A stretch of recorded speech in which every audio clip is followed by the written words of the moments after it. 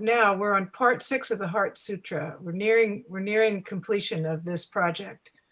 And this is the section that I'm going to talk about today goes like this. With nothing to attain, a bodhisattva depends on prajna paramita, and the mind is no hindrance. Without any hindrance, no fears exist. Far apart from every perverted view, one dwells in nirvana.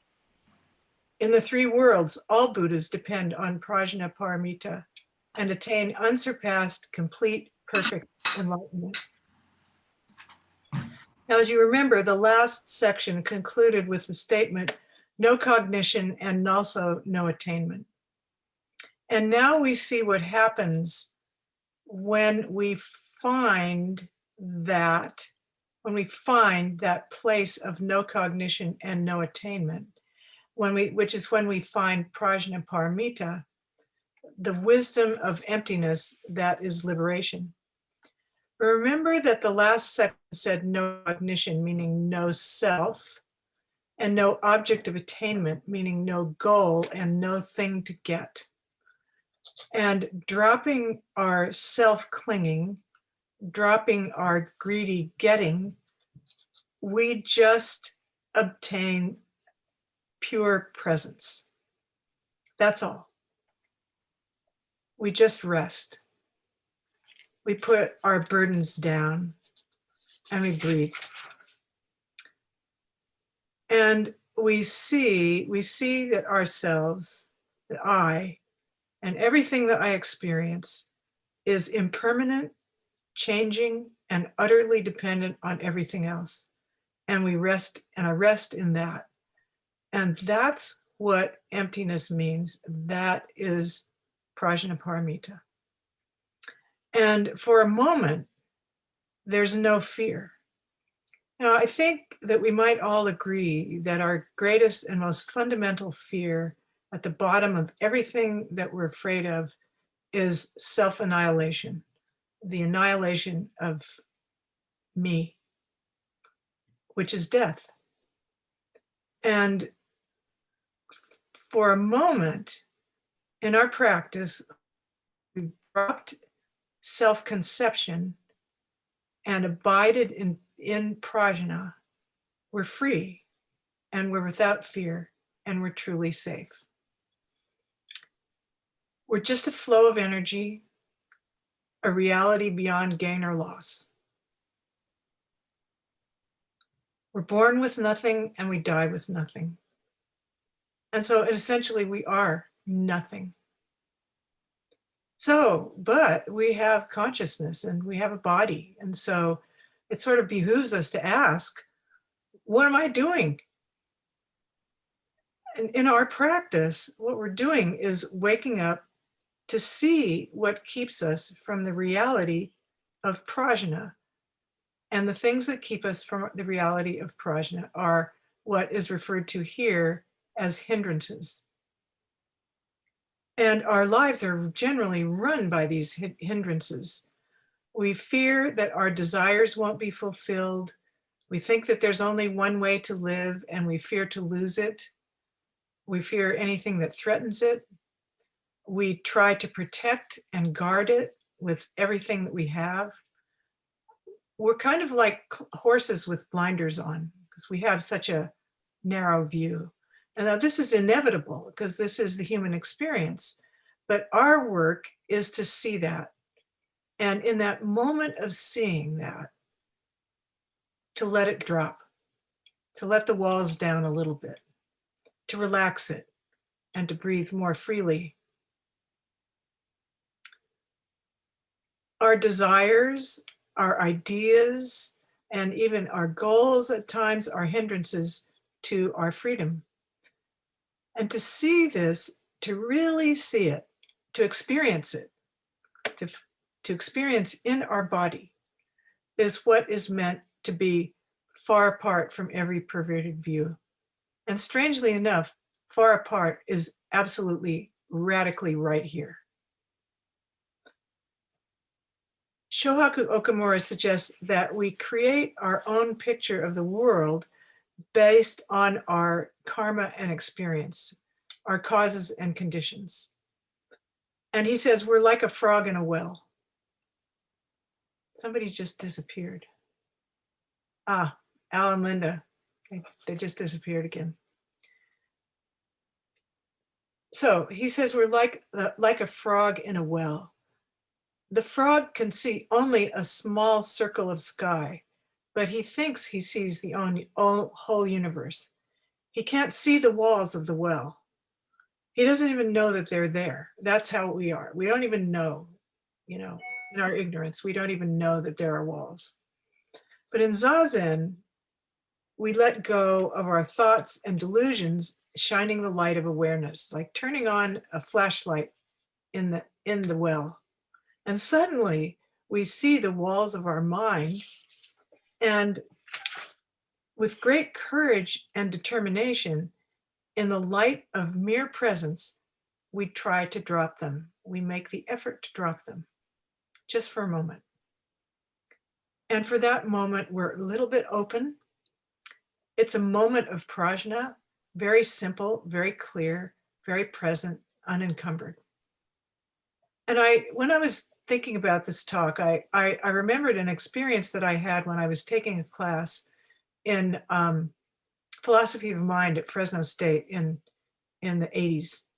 And philosophy of mind was really a lot about, actually turned out in the end, now looking back, it was a lot about AI and trying to understand how the mind functions.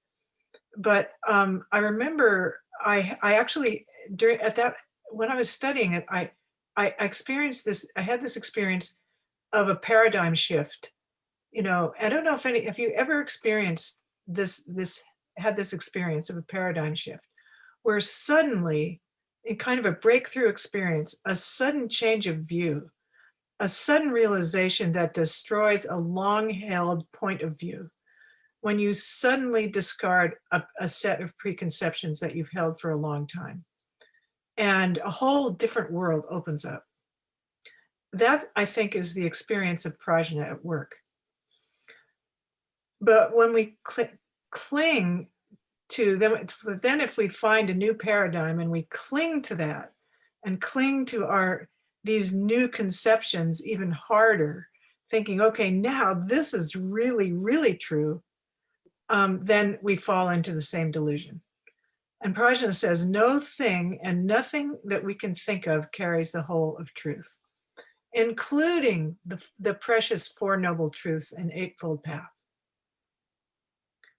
But we tend to live on the basis of our thinking, as we do even now, even as I am doing now. And I know that I do live on the basis of my thinking. And I said, I know, haha, I think I know. Grace used to say to me, you think you know, but you don't know. And I hated that, but it was unfortunately really true. So, but the point is not to forego thinking, but to recognize that what we think, here they come. Hi, welcome back. Welcome back.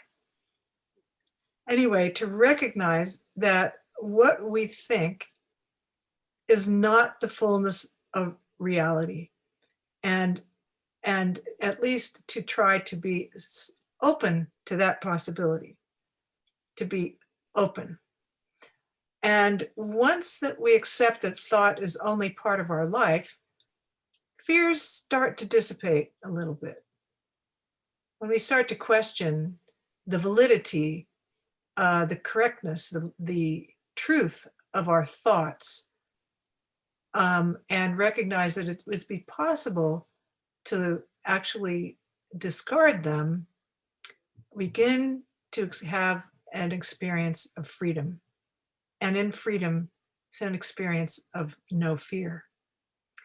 And once you've encountered this place of no fear, you actually know that it's always there, and you trust it. And that's what's meant by a refuge. So prajna is just to be here right now, fully present to what you're doing and not worried about the outcome. And again, thinking about this reminded me of the experience of the practice of sewing a rakusu, or a robe, stitch by stitch, putting all my effort and energy and concentration into just each stitch, stitch by stitch, moment by moment, letting go of the last stitch, going on to the next. And that's our practice. That's our Zen practice. The same as Zazen, sitting, seeing, and coming back to the breath, seeing and letting go.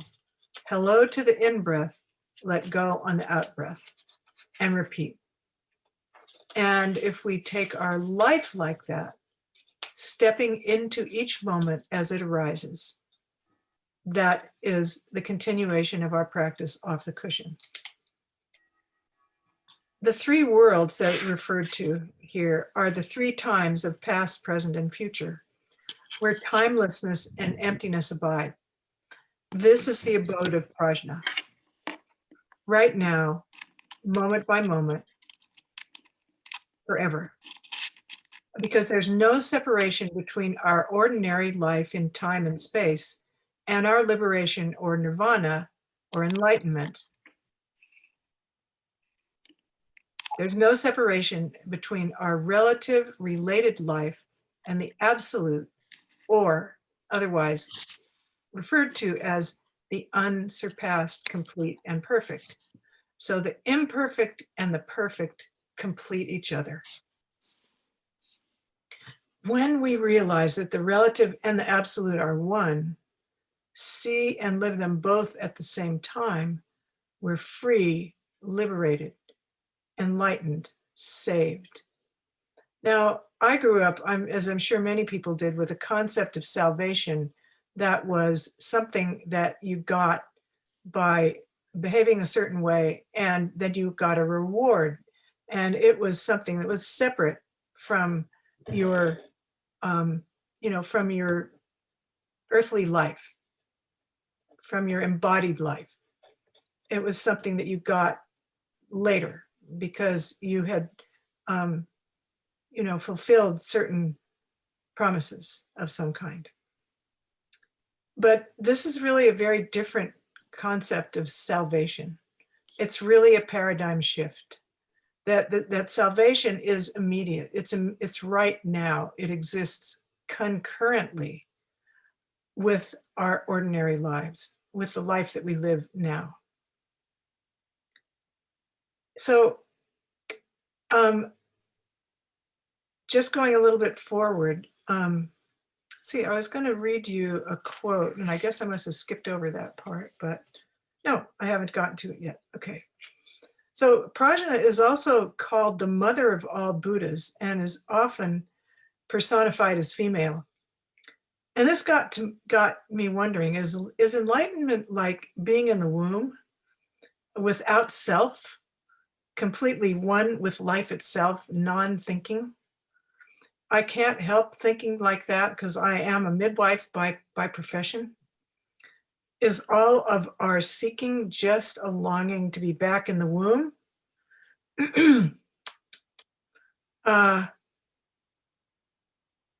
So that was my little reverie.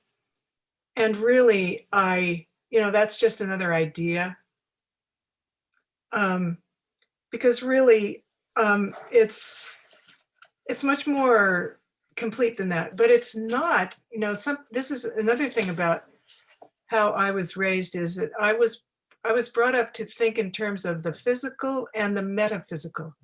And never the twain shall meet.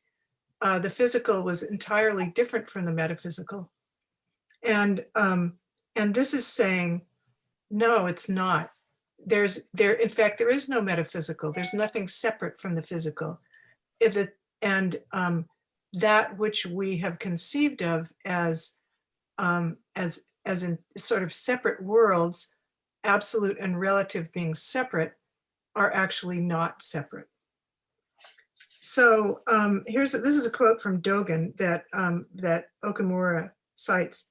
Without having the slightest expectation, maintain the prescribed measure of manner of conduct. Think of acting to save and benefit all beings, earnestly carrying out all good deeds and give up former evil ones.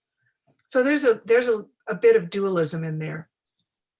But do this solely for the sake of becoming the foundation of happiness for human and heavenly beings. Yeah, so I think whether there's a carryover in former dualistic thinking from Japanese society, I'm really not sure.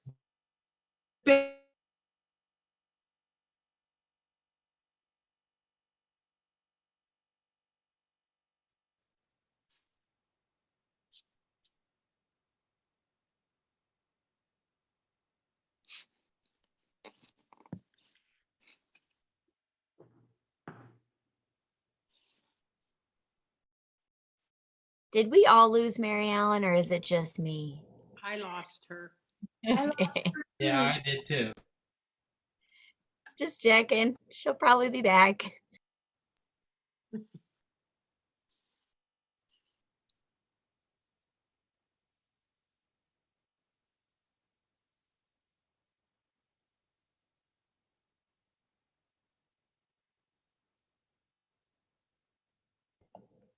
Bruce, it made you the host too. So if Mary Ellen tries to, oh, never mind, she's back. There she is. And what is that steam I see in the background?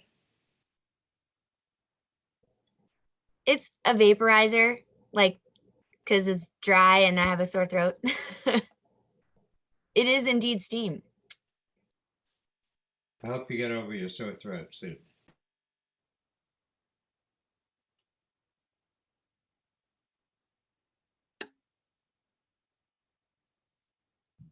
Mary Ellen, we can't. Mary Ellen, you're muted.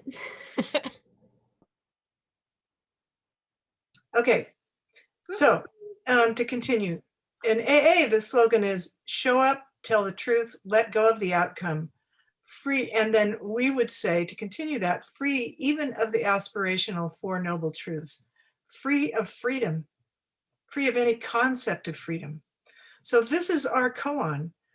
We don't have to establish nirvana or eliminate samsara.